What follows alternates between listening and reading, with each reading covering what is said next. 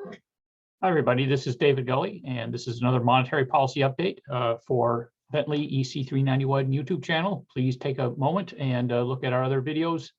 We have a number of them to choose from. So our agenda today, we'll take a quick review of the state of the economy. We'll look at the Fed's recent policy changes from March 2022. We'll review the method for changing the federal funds rate. Remember, that's changed over the last decade or so. We'll review the transmission mechanisms in terms of how the policy change actually impacts the economy. And finally, we'll talk about the Russia-Ukraine situation and the impact on the US economy and possibly the Fed's decisions. So just a quick overview, fourth quarter GDP growth came in very strong at nearly 7% at a seasonally adjusted annual rate. But one thing important to keep in mind here is that a substantial fraction of that was driven by inventory buildups, which is not a bad thing, but in terms of sustainability, you can't grow your way to wealth and prosperity by increasing inventories. But on a more positive note, the youth unemployment rate, the standard unemployment rate that is reported in headline figures is now under 4%. And job growth in the first 2 months of the year, January and February, have been very, very strong overall, averaging over 500,000 per month. Moreover, labor force participation rate has been increasing as the COVID situation starts to recede somewhat. More people have been moving back into the labor force, which is a very positive development. Wages have grown relatively rapidly thanks to high demand for labor, but unfortunately, they have not, at least so far, kept up with the recent spurt in inflation. Again, the key thing here is that as the Omicron wave recedes quite a bit, as the situation improves, that's going to support the overall labor market and the economy. So just some visuals here. Here's the inflation rate over the last number of years. And so you can see over here on the far right, let me get my pen going. See over the far right that the headline and core CPI figures have increased very dramatically. The headline CPI figure is up to 7.9% at an annual rate, and you can see that is a multi-decade high and well above the Fed's 2% average inflation target. You can see that core inflation is somewhat lower, but still very elevated.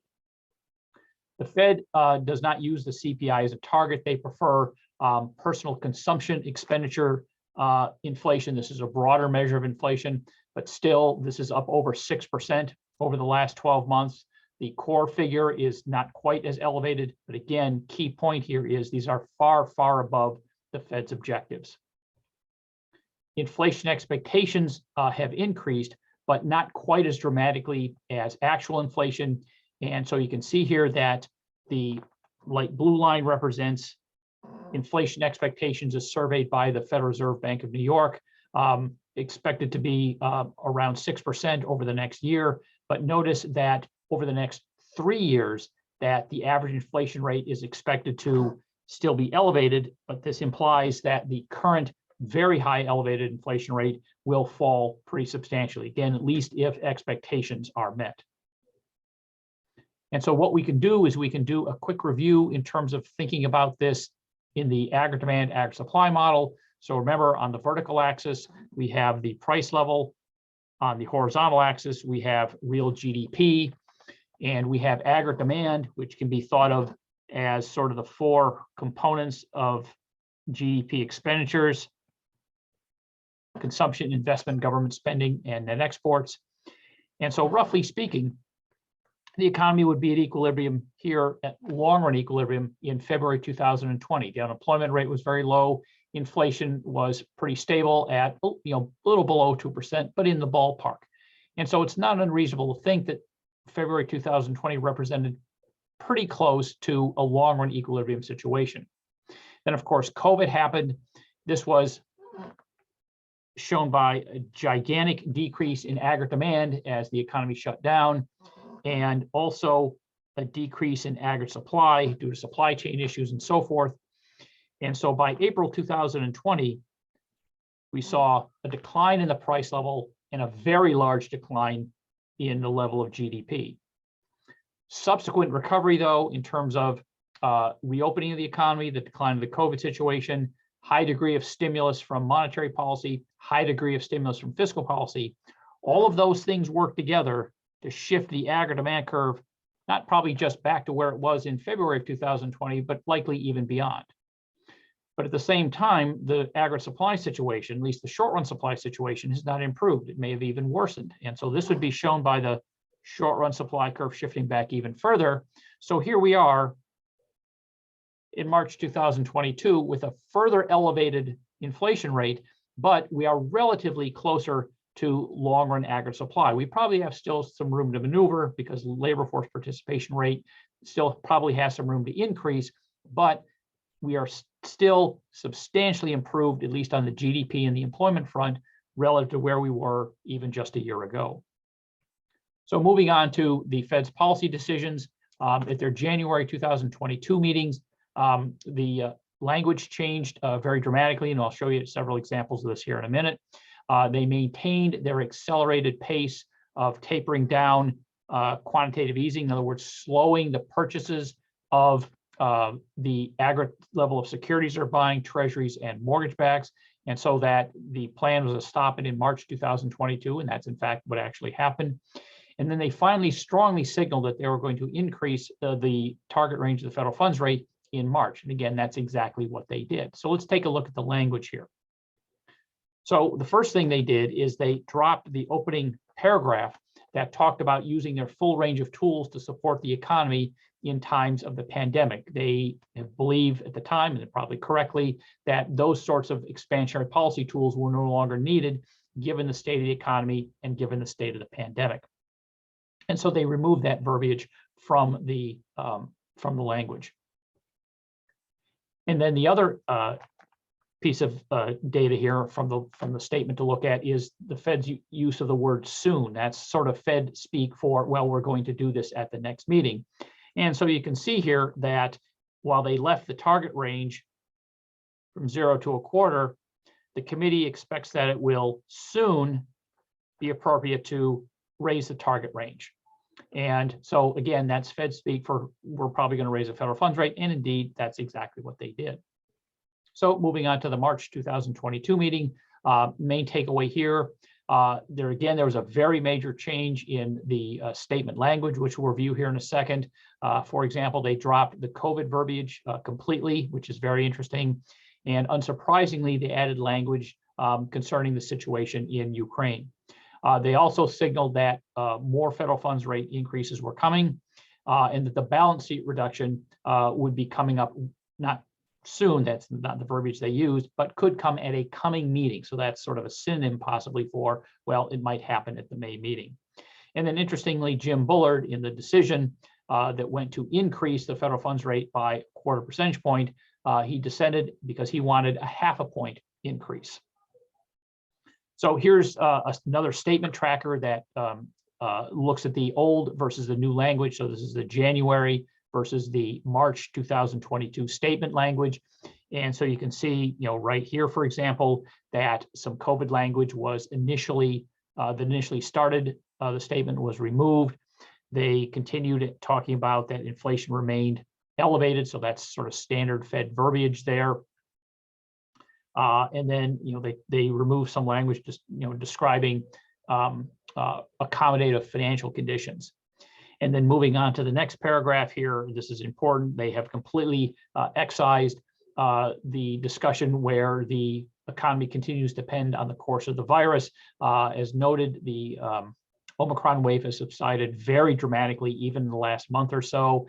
And if that carries on, it's unlikely that this sort of language will come back. But then this was replaced by the newest issue, at least from the Fed's point of view, is the very dire and sad and terrible situation currently in Ukraine. So that's going to generate some perhaps policy issues for the Fed that we'll talk about here at the end. Then they had to excise the language where they were keeping the federal funds rate at 0 to a quarter percent and add the language where they're talking about, well, we're raising the target range from a quarter to a half a percent there. And then they finally had to excise the language where they're talking about the QE program.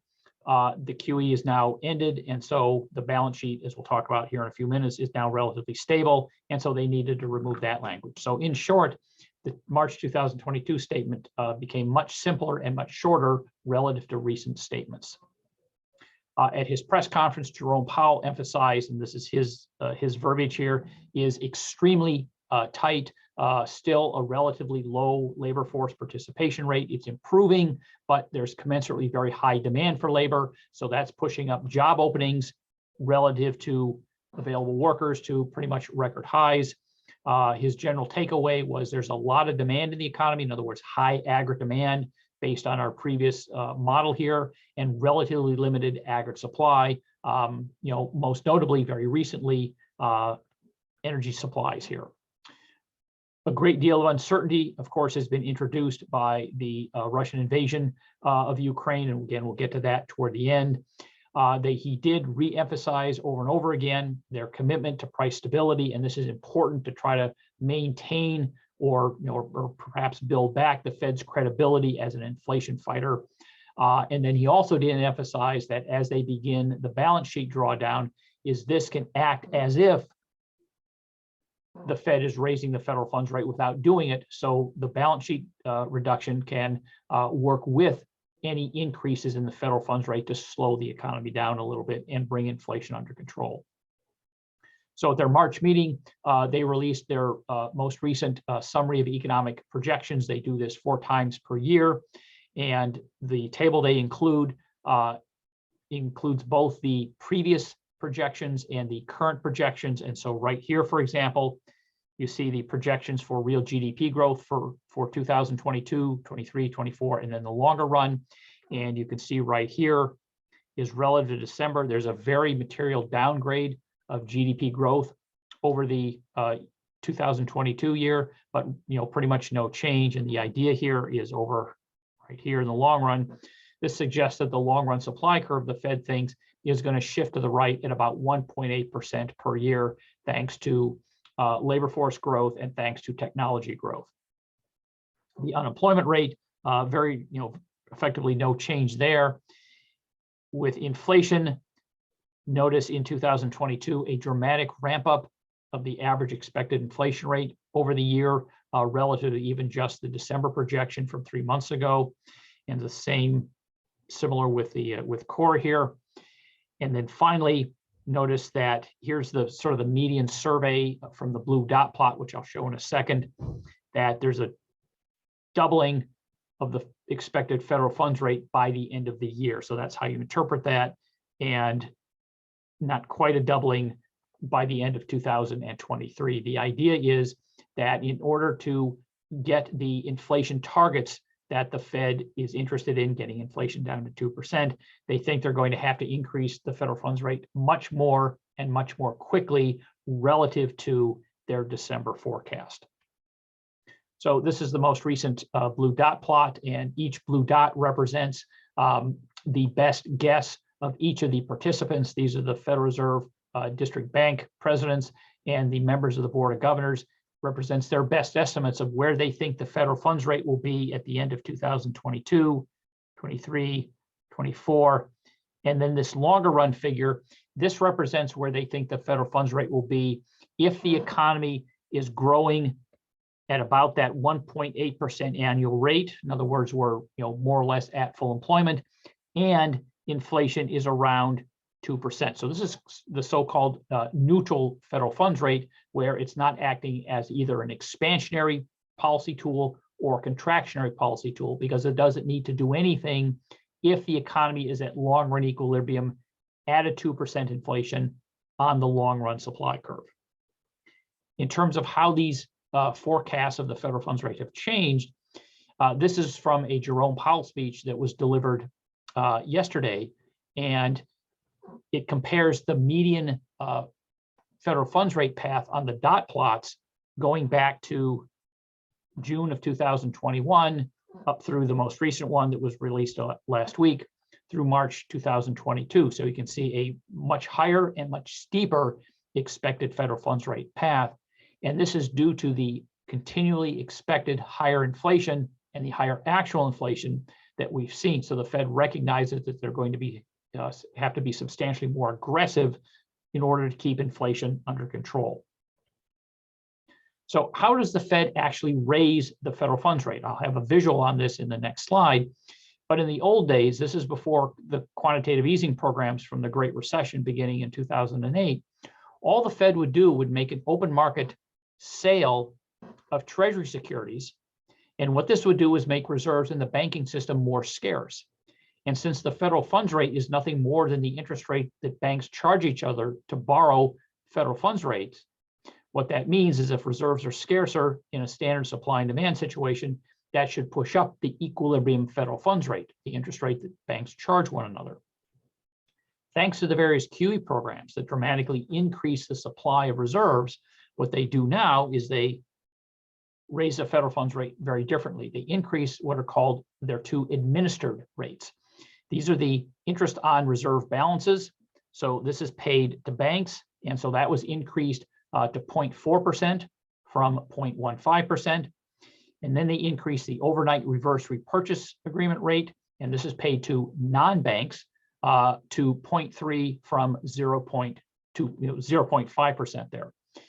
And so what happens then is as the Fed increases these two administered rates, it forces other lenders to compete with them because effectively the Fed is offering banks and non-banks either 0.4 or 0.3%. So if you're a company that is looking to sell commercial paper, for example, you have to compete with the Federal Reserve. And so what this does then, and this is the key thing, is that other short-term interest rates tend to rise in tandem along with the federal funds rate and along with these two administered rates. And it turns out the Federal Reserve, like most central banks, has really pretty good control over short-term interest rates, but they have substantially less control over longer-term interest rates. These are subject to things like capital flows, the overall state of the economy, inflation expectations, and so forth. And so here's a visual of the reserves market. And I would first point out that we have a series of 4 videos that talk about the reserves market in detail and how the Fed impacts that market. The general idea is we have on the vertical axis the federal funds rate, which is an equilibrium interest rate in the reserves market. Banks lend and borrow reserves, and the going rate is the federal funds rate. We have a standard downward sloping downward sloping demand curve, -5 for me, reserves. The idea is the federal funds rate can be thought of in normal terms or normal times as an opportunity cost of holding reserves with the Fed. And so as the opportunity cost rises, banks, other things equal, would tend to hold fewer reserves at the Fed. So you get the downward sloping demand curve. The supply curve is perfectly vertical at the level of what's called non-borrowed reserves. And non-borrowed reserves are effectively created by open market purchases of Treasury securities and with QE mortgage-backed securities. So as the Fed buys these securities, they have to pay for them, and they pay for them by creating reserves that are effectively deposited with banks. So as the Fed expands its various QE programs, what it does is it shifts the supply curve very far to the right, literally by trillions of dollars. And then the vertical portion happens at the discount rate. That's the rate that the Fed charges banks when banks borrow from the Fed. But generally, the reserves market operates on the vertical portion of the supply curve. And so thanks to the QE programs, again, as they noted, that shifts the supply of reserves very far to the right, in order to prevent interest rates from going to zero or perhaps even below zero, the Fed instituted its two administered rate, so interest on reserve balances, and then the ONRRP rate. So one acts as kind of a ceiling and the other acts as kind of a floor. They're not a hard ceiling or a hard floor, but the idea is as they move those two administered rates up and down, that will move the federal funds rate along with it. And so what happened here is that just last week, they raised the range of the federal funds rate, the target range, and in doing so, the interest on reserve balance rate went to 0.4%. The interest on the ONRP rate went to 0.3%, and this is increased from the 0.05 and the 0.015. So effectively, all they did is they shifted upward those two horizontal portions of the demand curve. And other things equal, that will help increase the actual federal funds rate. And so did it work? And the answer is yes, it did. And so what I've got here is I've got a very narrow window of the daily federal funds rate.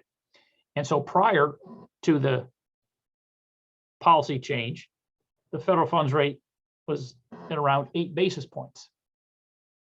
Post the change, the federal funds rate was around 33 basis points. So it moved up almost exactly by the amount that the Fed was anticipating. So it's well within the range of the 0.25 to 0.05 target. So did other short-term interest rates move as well? And the answer is yes. This is the interest rate on overnight commercial paper. That's a very close substitute for federal funds. And you can see that it increased almost exactly by the same percent or by the same amount as the federal funds rate did. And so how does this federal funds rate target change impact the economy? One thing to keep in mind is that one increase in the federal funds rate, or decrease for that matter, really won't have much impact. It's the expected path of the federal funds rate over time.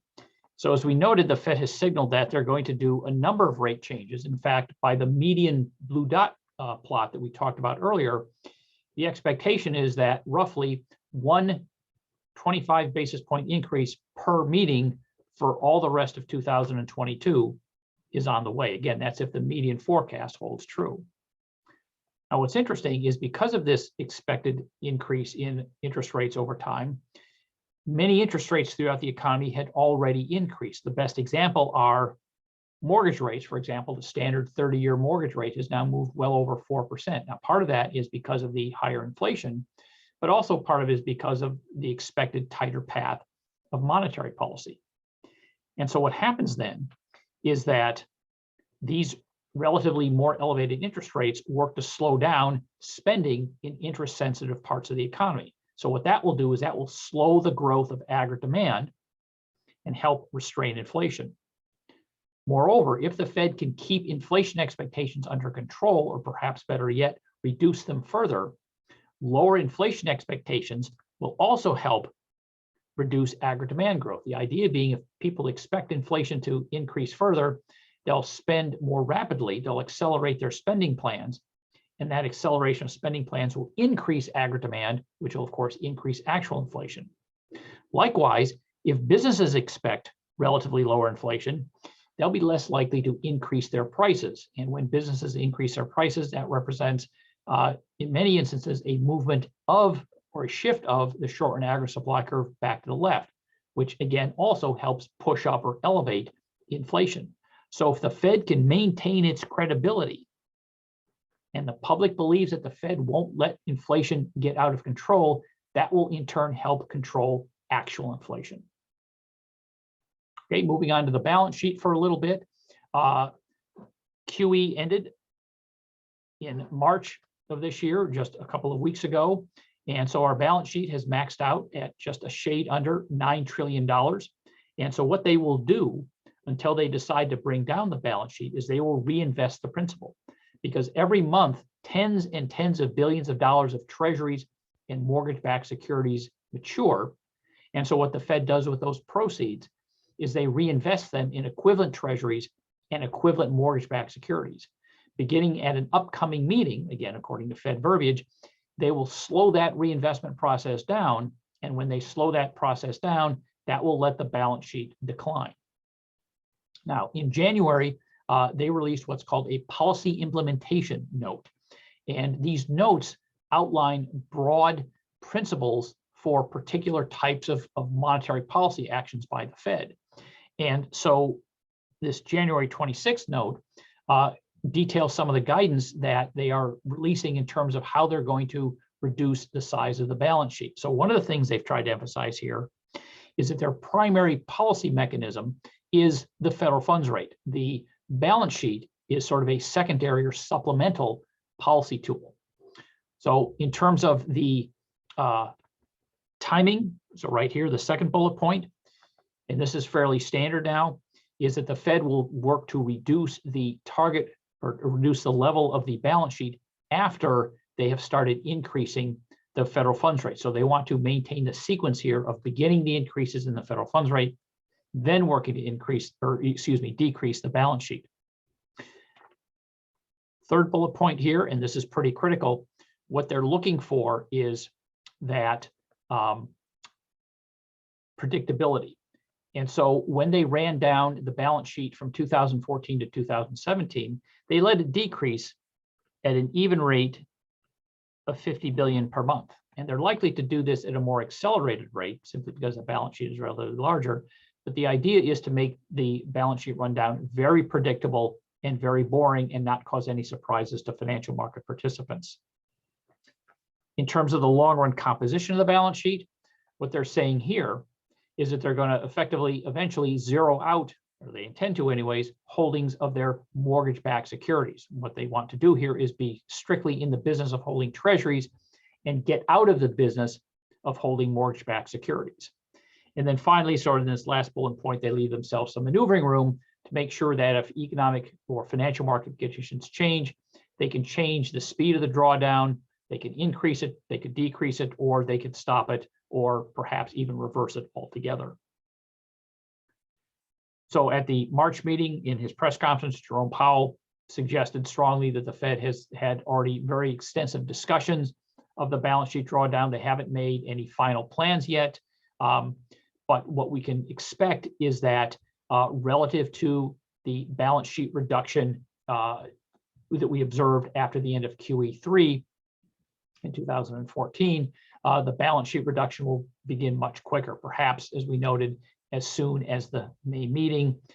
And then the other thing here is that the 50 billion per month rundown is likely to be much more rapid, at least in absolute terms. I've seen forecasts, for example, of $100 billion per month decline in the balance sheet. And given the size of the balance sheet of nearly 9 trillion, 100 billion a month really is not that rapid.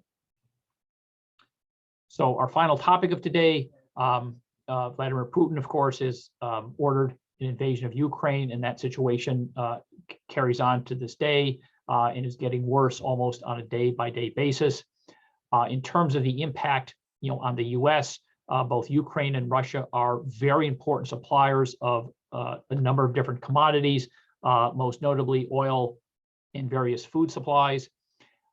Combined with that, the invasion and then the resulting sanctions, the overall risk to the U.S. and other economies around the world has dramatically increased. And so commodity prices have increased very, very dramatically.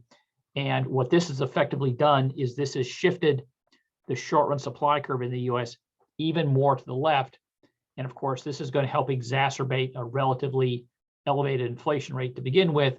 And this is also going to work to slow growth in the U.S. And again, this is also working in other countries as well. In terms of the decisions of the Fed, this is very difficult to figure out what to do. There's an enormous amount of uncertainty, as Jerome Powell emphasized in his press conference, and a lot of it has to do with how the situation in Ukraine evolves. If it ends relatively soon, either for better or for worse, the impact might be relatively modest and pass quickly. But if it escalates and carries on, the Fed might face a lot more uncertainty, and as the short-run supply curve remains constrained, might face some unhappy trade-offs. The idea being, when a central bank has a negative supply shock like we're facing right now, effectively they can solve one or the other problem that it creates.